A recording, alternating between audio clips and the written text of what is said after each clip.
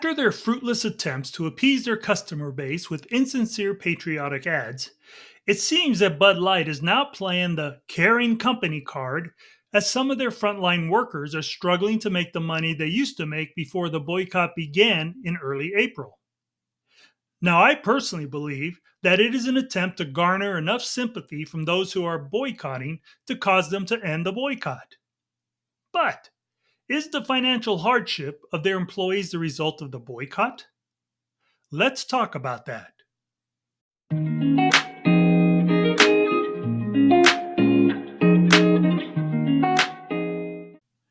Welcome back to Enough with the Crazy. Today I wanted to talk about this article that discusses how the boycott of Bud Light is negatively affecting their innocent workforce. As we all knew from the start, if successful, the boycotting of Bud Light was going to affect those innocent employees who had no say in any of the marketing decisions of their company. We knew that they would be the ones who would unfairly suffer the most because of the bad decisions their corporate marketing team made. And it should go without saying that there isn't a single one of us whose hearts don't go out to them and wishes that this hardship never had to happen in the first place. However, are those hardships happening because we are taking a stand to oppose the indoctrination of our children by the LGBTQ's blatant attempts to influence them from following the natural course of their biological gender? An attempt that is clearly intended to confuse them during their most susceptible ages, by which they could then indoctrinate them into their lifestyle? The answer to that question is a resounding no. We did not cause these truly unfortunate hardships for those who innocently are having to suffer through them. You see, it is not the customer's responsibility to protect the employees of a company. It is the company's job. They are the ones who are responsible for ensuring that their business operates in a way that provides the best financial opportunities for their employees. And in this case, it is clearly evident that Bud Light failed to do so. So let's get into this Daily Mail article. Bud Light boycott hits salespeople as cuts in commissions continue thanks to disastrous partnership. Salespeople working for independent wholesalers that sell Anheuser-Busch beverages are feeling the pain in their wallets of the ongoing boycott of Bud Light following its partnership with transgender influencer Dylan Mulvaney. Sales of Bud Light have declined for 7 consecutive weeks after the product endorsement from the controversial TikToker garnered immediate backlash. The partnership sparked protest and backlash, and parent company Anheuser-Busch has shed $27 billion in value in mere months. The financial blow the company continues to stomach is having trickle-down effects across its distribution channels.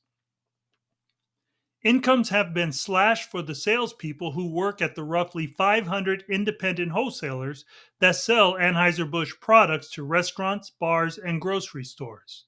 And again, we knew that would be an unfortunate result of this. But even still, that doesn't negate the necessity of what we did. Some reported losing $2,000 last month compared to the typical May because of the backlash. Former Anheuser-Busch InBev, AB's parent company executive Aaron Fredericks recently told ABC News the product boycott is undoubtedly bringing about financial pain for the thousands of salespeople who work for wholesalers who depend largely on performance-based compensation. Compensation for salespeople varies across distributors and markets, but according to Fredericks, a typical salesperson makes around $60,000 a year, including $20,000 in variable pay, which depends largely on commission. Good people are going to start leaving because they aren't making money, he told ABC. Now look, we knew that. We understood going into this that if this boycott was successful, that type of difficulty was going to trickle down to the innocent worker. But in spite of that, trying to express a concern about them now is futile, because what you should have done as their employer was have demonstrated enough concern for them that you made sure such asinine decisions weren't made to result in their having to face these hardships. It was your responsibility as their employer to ensure that the business decisions made would continue to enforce and endorse a profitable environment for your team. But you didn't do that. And now you're trying to play this caring company who is concerned about their people. But the reality is, you're only concerned now because of what it's costing you as a business. $27 billion in lost market share value. Yeah, I'm sure your shareholders are really concerned about their pockets. An anonymous supervisor from a Florida based distributor told the outlet that the average salesperson made about $2,000 less in the month of May than they normally would have over based on figures from the last handful several years.